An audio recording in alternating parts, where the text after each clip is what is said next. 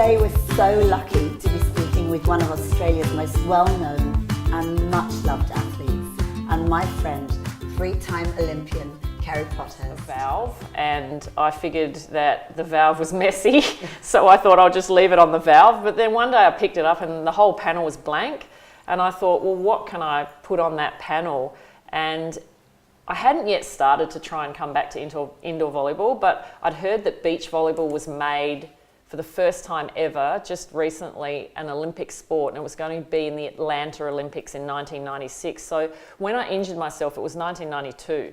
And I was filling this out kind of the beginning of 93. So 3 years and a bit away, beach volleyball was going to be an Olympic sport. So I thought, oh, I'll just write beach volleyball on here. And then in tiny little letters down here, and you can barely even see it, it's almost worn out, I wrote Atlanta, United States, 1996. And then I just quickly turned it back over like that and went, just in case somebody sees it, I didn't want anyone to see it. Because, you know, when you have these pipe dreams that are just so big, you can, like, some people can actually be frightened by that. They can be frightened for you because they'll think, oh, yes, you know, poor you think you're going to make it to the Olympics, but look at you, you know, you can't even get off the couch.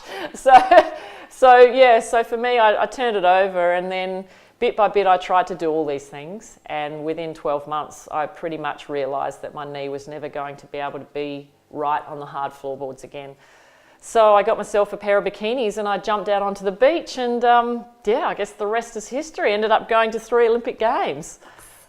Such an incredible story. It's just amazing. And tell me, you said you had 3 operations on your knee, but I believe you actually had 6, didn't you? Well, I had 3 initially to fix the damage from that, and then what happens as athletes injure one knee, I don't know, you've probably been the same in your dancing career, then you put all the weight on the other knee, and then that one goes, and then I just literally went left, right with surgeries after that.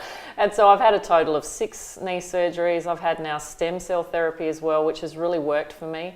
And yeah, I lived with pain in my knees pretty much my entire sporting career. I don't have it as much now. I think that actually the stem cell therapy was really good, and I don't work out obviously as much as I used to, so I'm not aggravating it, but it's just what you go through. Was the sand softer? Is it softer on your knees? Because indoor volleyball must have been really harsh on your knees. Yes, and exactly, and that was the reason that I made the switch, because when I couldn't do the indoor and land and twist on the hard floorboards, I tried the sand, and it was so forgiving.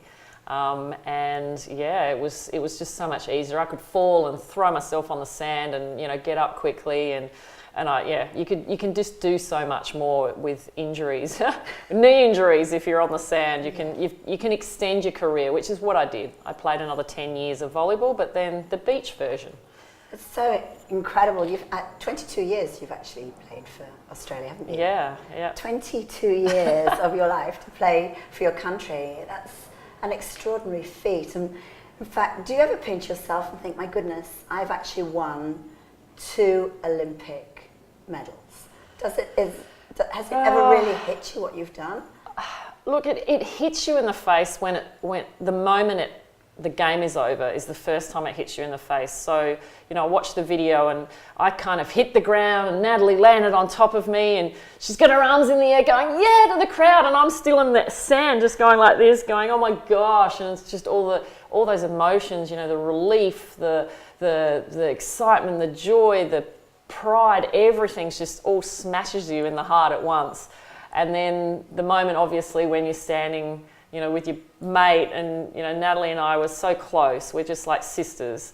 We fought like sisters as well, don't worry. But we're so close, and, you know, you're standing there with your mate, you're holding onto your medal, and the flag rises, and you're singing the national anthem. That's kind of the next time it hits you.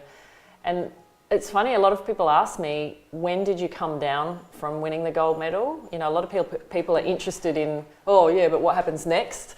And I just literally, first time someone asked me that, I looked at them and I said, oh, never have. I just never have. So I've kind of created things in my life where I am able to use the lessons that I've learnt from sport and teach other people. And in doing that, I'm reliving it like I am today all the time, which I'm so grateful that I can do. It's not just, you know, the medals don't just sit in my cupboard or in a safe. They do sit in a safe at home, but they're not in a safe in a bank where I never see them. I've seen you share them with an audience of thousands of people, and they've gone out there for people to take pictures, and just the fact they're really heavy. These medals are really heavy, and I know that you did quite a lot to prepare for this. Can you just share a couple of stories of what you did, because you had some amazing mental coaching as well? Yes. And what you did to prepare for Yes, for sure. winning this. The first part of the preparation for gold is actually, the first step, and that was winning the bronze medal, I guess, in a way, because, there are 3 types of Olympians, and the first type is the Olympian that goes for the tracksuit, and then the second type is the Olympian that goes to win a medal, and then the third type is the Olympian that goes to win the Olympics. So it is very interesting. Like if you watch the Olympic Games, and you'll literally be able to see those types of Olympians, or if you know some, you'll know which journey they were on. And I was on all 3 at different times. So the first one was to win a medal. We got the third one. We had a chance of making the final, but we stuffed it because in our head we weren't prepared. Because we went there to get a medal, and when there was a chance to be in the final and possibly win gold, we didn't have the mental preparation. We didn't have the belief. Too many fears and doubts started flooding our mind. Sydney, we went there to win the thing, and obviously, and I'll tell you about what we did in a sec. But then I played again in Athens, and just to fast forward a little bit, I retired after Sydney. Natalie went on and played with a new partner, so I had to pick up a new girl, or someone came to me and said, do you want to qualify for the next Olympics? And I went, oh, wow, I'll be 39, do you think I can make it? So actually Athens for me was about the tracksuit, to go to my 3rd Olympics. And then once I was there, we tried everything to get a medal, but I know that I didn't have the belief. I could have really tried to work on that, but we had 6 months to prepare. So to be a success in anything, I think the big lesson is it takes a long time to prepare. You hear about sports people, 10,000 hours. It's the same in network marketing. I guess, even for you guys, you still feel like you're learning, because there is so much that we can learn to be better at. And part of what we did with the gold medal, we really trained ourselves to work out what it was going to be like when we won it as well, so we could start to live into that. And I remember one event that we did with our team, and we had a volleyball coach, a fitness coach, a strength and conditioning guy, and then we also had a mindset coach. He was he called himself a success coach, and that's exactly what he did for us. And we had this event where it was just the 5 of us. We were working on our plan, getting everything together, and at the time, he just said, right, Kerri or Natalie, whoever went first, stand up on this chair, and he made one of us stand on the chair, and then the other 4, so the team member and then the 3 coaches, we just stood below the person on the chair and just going, yay, yay, Natalie, woo, yay, and just screaming at the top of our lungs, which was hard enough to do for that person, but then the person on the chair just had to stand there and take it and feel it and know what it was going to be like to be applauded. And it was just such a small little thing, but I remember that, and when I look back at what he did for us, he got us ready. He got us ready to win gold. So it wasn't just a fluke. It wasn't just a maybe it'll happen or maybe it won't. We played that game knowing, even the night before, we knew we were going to win. And I know that because I remember talking to Nat not long after the games, and I said to her, did you sleep much the night before? And she goes, oh no, of course, I was so excited. And I said, so was I. And then I said, what were you thinking about? And she said, I was practicing my victory speech. And I said, so was I. And so there were 2 underdog Aussies. We were ranked 3rd in the world, so we had a good chance to medal, but the team we were playing had won everything. So on paper, we were 2nd or 3rd. But on our paper, we were 1st. And we'd planned that, but we'd planned it long in advance. So it was the mindset that got us the gold medal. I really, really, really believe that. We had all the skills, we had all the tools, but what we needed was the belief. So we had the passion, we had done all the preparation, but we had to develop the belief. And I think that's the difference between 1st, 2nd, 3rd, and the rest of the field. That applies to everything in life, doesn't it? In business, in what we do with Isagenix. It's so much belief and mindset.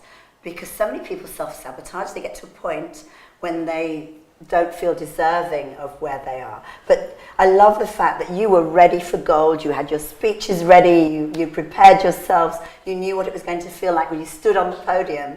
Nothing was going to stop you. And you also had something else you were doing. You were collecting gold things. Well, yeah, I think Natalie started that by maybe getting some gold sheets. She had some gold silky sheets that she was sleeping in, and some boxer shorts and everything. It kind of became a fun thing that we did. So we also made our journey fun. It had to be fun, because if you're going that hard and you're that driven to achieve success, you have to have some fun in there. Otherwise you go stir crazy. So it was actually a rule of ours to have fun, and this came about where our coach, our success coach, said to us, if you want something in your life, you need to have something to attract it. Like if you want a car, you need a garage and a license, right? You can't wish for a car if you don't know how to drive. So for me, that kind of meant if I'm going to stand on the podium, I better know the words to the national anthem. So I started practicing the national anthem, because I grew up in the God Save the Queen days, so I didn't know the words in Atlanta. That's what I keep telling Natalie. We didn't win gold in Atlanta because I didn't know the words to the national anthem. So that, to me, I'm more practical, and to me that's what I kind of started to take that and do. But with Natalie, it was sort of like, oh, okay, well, let's start collecting gold stuff. So, and she got herself this, like, I think she got like oh, that's right. She walked into a fish shop one day and she went to buy an aquarium. She figured upside down aquarium would make a nice kind of casing, and she'd put some of her dad's soccer gold medals in there and some other gold things to attract where she would place her gold medal. So so that became a fun thing, and we collected anything coloured gold. And I remember bringing an Easter egg in gold wrapping into the village, and we had Foster's gold cans. They made the gold, silver, bronze cans. We chucked away the bronze and the silver cans, and so we just focused on gold. We had a gold-coloured volleyball. Anything that came in the colour gold, we bought it if we needed it. And then just, not long after, a few years after, I went to buy a car, and my husband's, we're going blue one, black one, gold one. My husband's like, we have to get the gold one. Of course, we bought the gold-coloured car because it was just like a